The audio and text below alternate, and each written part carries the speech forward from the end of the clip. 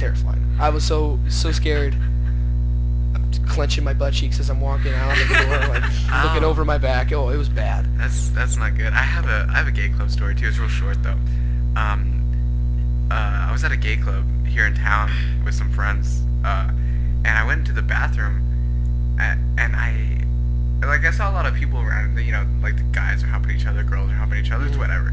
But in the bathroom, I'm sitting there holding my thing, I'm doing my business, and I look to my right, and there's this fat lady boy in a dress, and he's so fat, but the dress is so small that he literally had to like shimmy his dress up, pull down his panties, and then whip out his He was dick. actually wearing panties? He was wearing panties? What color were they? I don't know, because he dropped them to his knees. God.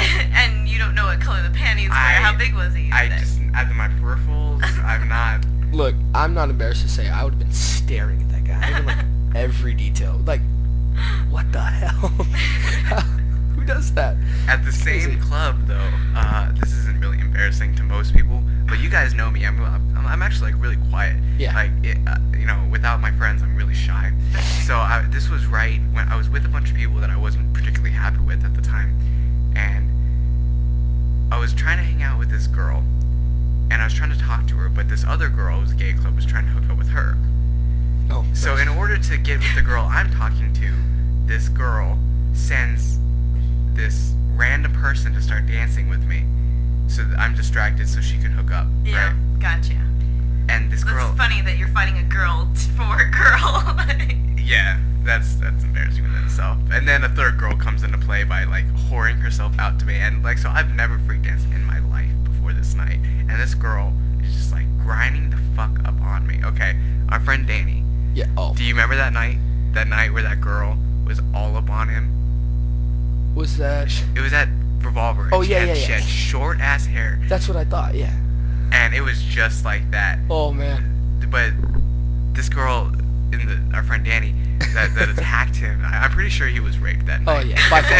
If there was male rape, he was raped. I was hoping he had a condom on, because it would look like full insertion at some point. At one point, I think she looked back and said, "I'm raping you." Did that not happen? Did I just see that? He either was crying from laughter, or taking, or just because he just got raped. He went home and sat in the fetal position. I don't know. No, but this girl had her hands. Okay, you know how people generally bump and grind. Yeah. And sometimes there's a girl, and she kind of goes 90 degrees to his. Yeah. Straight up. This girl was straight up also, but with her hands on the floor and her feet by his head, and she took, like the Sarah de Bunda. Yes, exactly like the Sarah de Bunda. Kailan, you know all about the Sarah de Bunda, don't you? No. What? Oh, are we doing Kama Sutra? No, it's a Brazilian dance where a guy like sits on the ground and the girl like puts her legs on his shoulders, and then she like pulls him and like slaps her ass into his face. And it's like this Brazilian dance. We have a friend for his 21st birthday went to a strip club. We took him, and it's so funny because he is totally not like that. He talks like a big game kind of, but like it was mortifying for him. He goes and they put $1 behind his ear, and she went and put full and just kept going. I've seen that. Sarah de Bunda. Yeah, and you just like hit the person's face on your butt. It's little girl. Oh no. Oh no. Oh god. What? A bunch of dudes doing it. That's weird. That's a dude doing it to a dude? We need to stop this. Alright. They're probably in a fraternity. I'm sorry. Yeah, probably in a fraternity. It was a hazing. The hazing was like, something way less gay, like shave each other's bodies probably. But then like that's just a normal Tuesday night. They're just slamming their ass in the guy's face. I'm so off topic. I hate fraternity guys. I'm sorry. They do a lot of embarrassing shit. Do they really? I don't. Yeah, I've heard of really don't really know. Gay stuff. Like I've heard of like on. I heard there's the one night that here they're in Vegas inaugurated or whatever is when they get kidnapped from their bed, and they have to like strip off all their clothes and like get burnt on their dicks to get into the club or whatever. What? And they pay like a monthly due. Like it's like $70. Why would I want to pay $70 a month to get my nutsack burnt? Like I don't. Because you get to burn their nutsacks like 2 years down the road. See, but then to me, touching someone's nutsack is really gay. So I mean, I don't know. That's another show in itself Fraternities versus sororities. And you have not shared a story yet. I haven't, no. And I think I shared one last time where I peed my pants when I was about 16. The famous story that will always come up. Oh, God. Like, no one ever forgets about that. Even, like, People 5 don't years forget. later. Yeah, when I meet up with, like, old high school classmates, they're like, remember that time you peed yourself? I was like, well, I would have forgotten it if you didn't bring it up again. You'd be winning a Nobel Peace Prize. Hey, that girl peed herself. Just want to let you know. But that was a long time ago. Most recently, so in the physics department, there are absolutely no hot guys ever. Like maybe one or two like potentials if they have a nice personality, but never. And one, he was a lab instructor, and he was so hot.